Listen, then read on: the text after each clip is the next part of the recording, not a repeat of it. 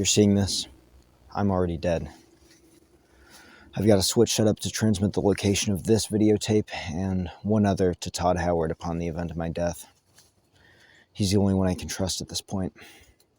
Bethesda has taken over the world, and with it, the Elder Scrolls. It's been 40 re-releases of the same game, Skyrim. Every single version getting worse and worse. They've removed all information of the other Elder Scrolls games from the internet, and I believe they're trying to kill me, and after he defected, Todd. I can only hope I'm not too late. But that's where I've been for the past 6 months. I've been on the run from the Bethesda secret police. I believe that this and the other pieces of media that I have laid out throughout the continental United States are the only information left on the older Elder Scrolls games. Hidden on this videotape and in the review for Daggerfall is information that you need to be able to find the other reviews, the ones for the big three. Morrowind, Oblivion, and, dare I say, Skyrim. Written on the end label of this VHS is information that you will need to get on my YouTube channel. You'll need to use the community to help you solve that. But I believe, Todd, you and the Resistance are the only hope left for the older Elder Scrolls games and our way of life. I can't stay here for much longer. Todd, I trust you.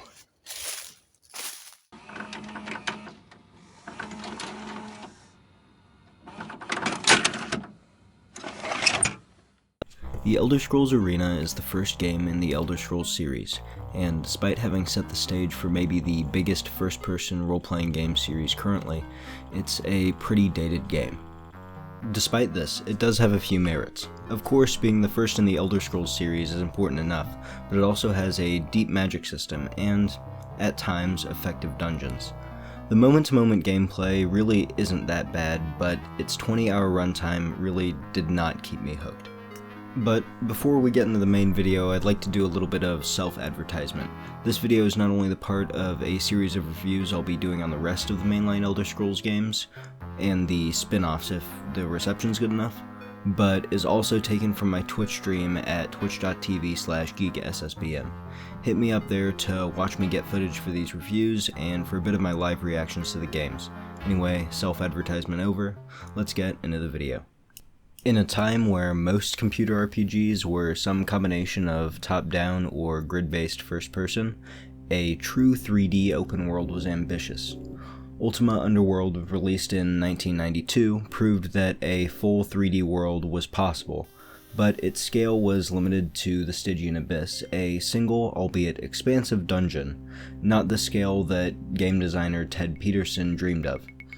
Initially pitched as a medieval gladiator-style game, Arena would eventually shift to a more role-playing centric design philosophy. Being avid fans of tabletop RPGs, the game's lead developers, Vijay Lakshman, Ted Peterson, and Julian LeFay, were attempting to recreate that experience, but in a computer game, albeit with a more action-oriented design direction. Despite initially being rejected due to Bethesda mostly being a sports and movie tie-in game company, and the RPG market being deemed oversaturated at the time, Arena was eventually improved, but as a gladiatorial action game first and an RPG second. Since development began in 1991, Ultima Underworld, probably Arena's most similar contemporary, was not released yet, so it was largely a singular project and not as derivative as it may initially seem. Early development was relatively sporadic, with Bethesda's small size, relatively low priority put on Arena, and a whole new engine being required. It wasn't a game that came together terribly quick, and design goals shifted significantly. When test audiences found that doing side quests was more fun than actually fighting in the gladiatorial arenas, the game's design philosophy was again shifted to a more pure CRPG. Unfortunately, by the time that design was approved, the arenas were removed and the marketing scheme and box art didn't make a whole lot of sense. In a last-minute decision to explain away the arena naming scheme, it was made so that the arena was in reference to Tamriel itself, being a sort of nickname since the continent is supposedly known for its danger, a nickname which I believe is never brought up in any of the actual games. The Elder Scrolls was tacked on to the arena name as well, but given the final box art the game shipped with, it's clear that this decision was made very late into development as more of a last-ditch effort to separate it from the arena name than anything else. Arena's story is relatively simple. Jagar Tharn, the Imperial Battle Mage, banishes Uriel Septim VII, the very same Uriel Septim from Oblivion, to another dimension. He kills his assistant Rhea Silmain, turns his personal demons into mimics of the Imperial Guard, banishes you to the Imperial dungeons, and scatters the magical MacGuffin, the Staff of Chaos, to all corners of the Empire.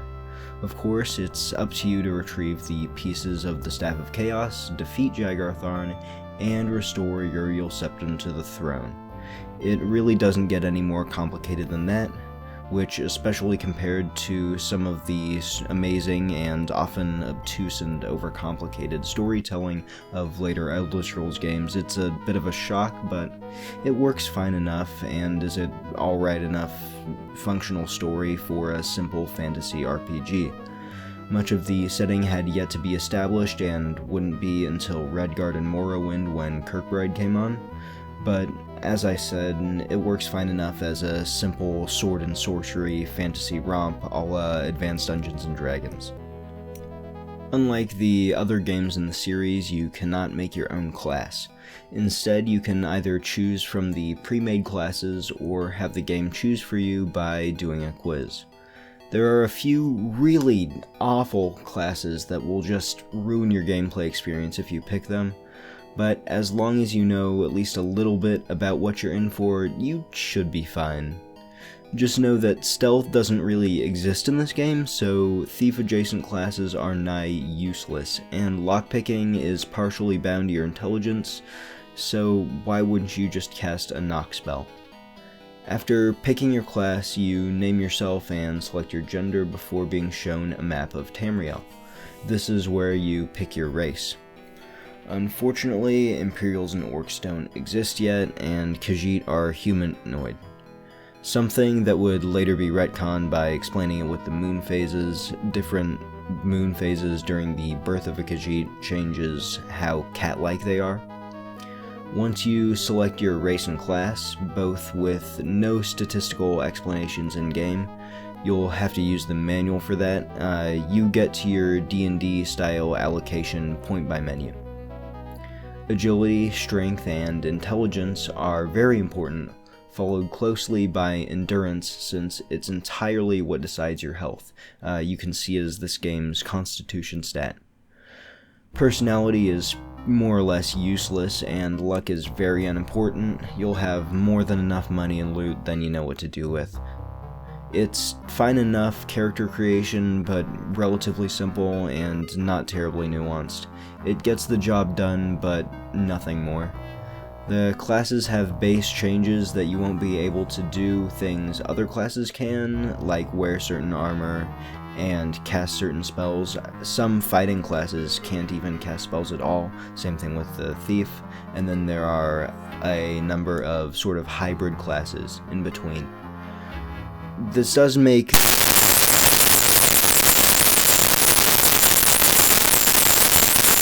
the classes feel unique compared to later games, but still, it's relatively unnuanced, but serviceable nonetheless. So there's a lot to talk about with Arena's gameplay. It has incredibly low frame rate, and due to the game speed being tied to the clock speed, it's not recommended to run it any higher than the native 10 or 15 or so. The controls are at best obtuse and annoying. You use arrow keys to move, you have to hold control to strafe, and Shift plus J is jump forward. It's obnoxious and unintuitive, the combat is clunky. Honestly, I'm making it sound worse than it actually is. After an hour or two, you get used to the controls and the combat is functional. It's not good, but functional. The magic, though, is by far my favorite part, with incredibly powerful spell effects and some spells never seen since in an Elder Scrolls game. Passwall in particular was a favorite of mine throughout my playthrough, allowing you to go straight through segments of dungeons and making trekking through them significantly faster. My biggest complaint with the spells is that they're actually too powerful. They scale to your level rather than just your intelligence modifier or something like that, and scale incredibly hard. Setting the power of a spell to minimum but having it increase dramatically every single time you level up is a very easy way to get spells that trivialize almost every enemy in the game. Making a one-shot area of effect spell that one-shots any enemy in the game is incredibly easy and can be done before the halfway mark. While you yourself can't enchant items, magic items are both purchasable from the Mages Guild and found reasonably commonly throughout dungeons. These can have incredibly powerful magic effects, being the same as the spell effects, but are bound to the items rather than the user's magic. This means these are great for any martial classes who may want to do some spell slinging but can't cast spells themselves, or for classes that can't wear the greatest armor to get those AC improving enchantments. Some of the most powerful items in the game are those that constantly increase stats, allowing you to be very powerful even somewhat early on. The game's overall difficulty starts off at a decent place, with enemies posing a somewhat decent threat, but a couple dungeons in and it becomes completely trivial if you have a decent build. I'm sure with non-magic users the difficulty remains somewhat constant, but to be honest, I did not want to subject myself to another 20 hours of this game. The martial combat classes seem pretty solid and are pretty good early on. Most enemies die pretty quick to sword swings, and armor is very effective at reducing the damage you take. Mage classes, though, are of course by far the best with the sheer power and versatility of the magic system, but thief classes are completely left behind. Pickpocketing is almost entirely useless, and raiding people's homes is just a worse version than going into the dungeons. Stealing from the Mages Guild is a great way to make tens of thousands of gold, but throughout the entire game I was never ever at want for money at all. Even with a relatively expensive to maintain sorcerer build, sorcerers get 3 times int in spell points but don't regenerate magic, so they have a very heavy reliance on potions of power, which are really expensive. The combat is more or less entirely dice roll based, which I'm actually relatively fond of for this type of game. The lack of feedback doesn't really bother me, and the combat works functionally enough. Saving throws are a thing in this game, but since you're actually making saves automatically, you won't notice them for spells, and you won't notice enemies making them either. It's just your standard TTRPG, roll a save for half damage. It's not bound to Dex or Con or anything like that. I believe each class has their own save values or something.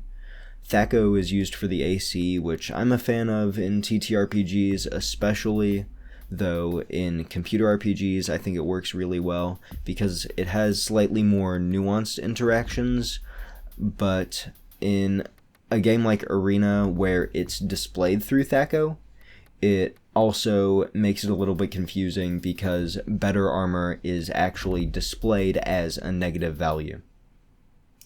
While there are side quests, the 18 main dungeons have more than enough loot, enemies, and experience to get you through the game. Never once did I feel remotely inclined to do a side quest except for a single one I did at the start of the game to get some starting capital. And none of them are particularly interesting considering they aren't handmade and are completely randomly generated.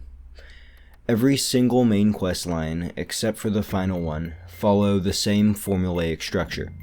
Somehow the dungeon containing the piece of the Staff of Chaos was lost, so you must find it. And always, without fail, the item you need to find the main dungeon lies in another smaller dungeon in the same province, which you must give to a specific person who will then mark the main dungeon on your map. It sounds a little confusing, but it's really just a small dungeon into the larger main dungeon. All of these dungeons have the potential for interesting storytelling, but very, very few actually make use of it. I can count the number of dungeons I actually remember on one hand. In fact, only 3 of the main dungeons were actually interesting enough to be memorable. Throughout all the main dungeons, there are doors you must solve a riddle to pass. These are all, without fail, either completely obtuse or far too easy, and I really wasn't a fan of requiring real-world knowledge in a role-playing game. If it was made a little more complicated rather than just a pass-fail riddle, it could be interesting, but ultimately not enough time was put into making these puzzles interesting. During combat throughout the various dungeons, which is the bulk of the game, you might find that you keep dying or taking damage seemingly with no warning. That's because, as far as I can tell, the game can only play a single sound effect at a time. So you can be completely attacked with no audio feedback and only warned by the shaking of the screen. Keeping an eye on your health bar is important, and saving constantly is a must. One of the most annoying things when going throughout dungeons in this game is chugging mass amounts of potions to keep your health and magic up. Once you get to a high level, you'll have an absurd amount of one or both of these stats, and will have to bring tens, if not literally hundreds of potions with you into dungeons. While not varying a lot in terms of gameplay, the reasonably large bestiary is nice to see, but you do start to see repeated enemies very quickly. I think the final new enemy I saw was introduced in the 12th or so dungeon, so by the end of the game, a huge amount of the encounters are just thrown with huge quantities at you. Maybe the most important part of the dungeon that was disappointing me was the missed potential of bosses, stories, and unique environments.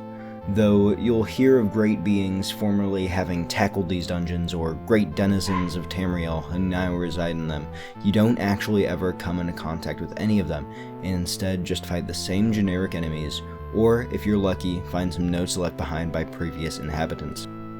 I won't be going over every dungeon in the game, as most of them are, to be completely honest, just forgettable and not terribly interesting from a gameplay perspective. Honestly, despite them being significantly easier to navigate, these dungeons are simply far less interesting than those of Daggerfall, and it almost feels like a sword and sorcery reimagining of Wolfenstein rather than actual dungeon crawling. The map works well enough, but since there was only one dungeon that really ever utilized any sort of verticality at all, it would be shocking to me if it didn't. You can also make notes on the map, which never really came in handy for me, but I could see how it would be nice to have. Some of the attempted environmental storytelling is interesting, like the escape routes in one of the early dungeons, Stonekeep, from the previous king and his family having to defend themselves against the incoming goblin horde. Then there's another one later in the game called the Labyrinthian, who was about 2 brothers who each had their own side of the dungeon to solve. Unfortunately, it falls short of what could be genuinely very intriguing stories, and only has seedlings of these really functional good ideas. The Crystal Tower was another notable dungeon, being a multi-layered varied escapade with really interesting layers, and particularly the top layer being a zoo of sorts, having many of the game's enemies throughout it, and sort of labeling their different strengths and weaknesses. Aside from these 3 examples though, and 2 dungeons that actually take place in forests, which was pretty cool to see, all the main dungeons are incredibly samey and get boring very quickly. Now, the Halls of Colossus was far and away my least favorite dungeon to get through. You have to find 6 different keys hidden throughout the map to open the way to the piece of the staff.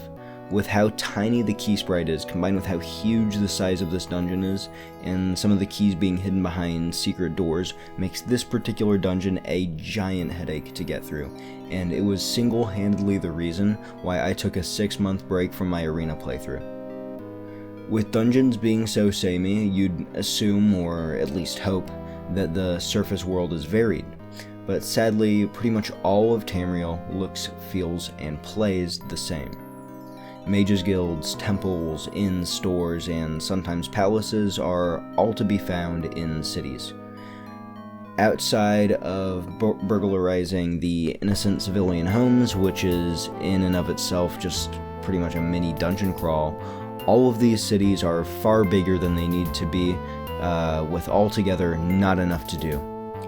Every city is functionally identical to the last, and you'll never find a home base town like you might in later Elder Scrolls games, or even any particular town with more personality than the last.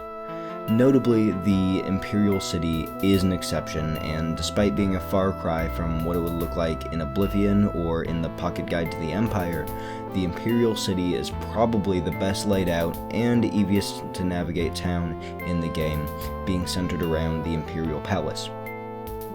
Arena released to shockingly good critical reception, and despite not actually being all that good even for the relatively unsaturated first-person 3D RPG scene at the time, it came out at an opportune dead zone post-Ultima Underworld 2's release, where there really weren't a lot of this type of game, or really any huge video game releases at all for that matter. PC Gamer called it a stunning technological achievement. Give this game a better storyline, you might have the best FRP ever designed, and would proceed to, rather ambitiously in my opinion, name it the 18th best game of all time, the very slot that, rather ironically and perhaps more deservedly, would be taken up by Ultima Underworld later in 1998. Shockingly, it was comparable quite favorably to, in my opinion, wildly superior contemporaries like Might and Magic World of Xen and previously mentioned Ultima Underworld 2.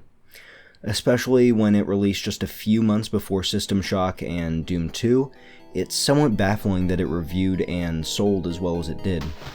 Speaking of sales, it did decent enough to warrant a sequel and did get a relatively passionate cult following. It wasn't a Skyrim scale smash hit or like cultural reset or anything, but it was a pretty decent showing from a mid-budget game from a developer as small as Bethesda at the time. Now, despite this relatively blatantly being a negative review, I do think Arena is genuinely very close to being a good game. It has its own redeeming qualities, good spell making, a few interesting dungeons, and varied item selection, but I really ultimately think that it is just not a great one to go back to, and I would not recommend anyone to play all the way through this game. Doing the first dungeon or the first couple is reasonably fun, but really isn't necessary to put in the full 20 to 30 hours required to beat this game. It honestly kinda saddens me because there's legitimately a lot of unrealized potential that wasn't improved upon even in later games. Now, Daggerfall mostly does what Arena was going for, but really better in most every way, but there genuinely is some stuff in here that is uniquely great, and it's unfortunate that all the interesting parts are surrounded by, at best, mediocre systems. Unfortunately, Arena is a mile wide and an inch deep. There's a decent amount to do, but not a lot of interesting to be found in any of it. In conclusion, the Elder Scrolls first entry is an important one in the history of RPGs and video games in general, but really, Arena is not one you should go back to.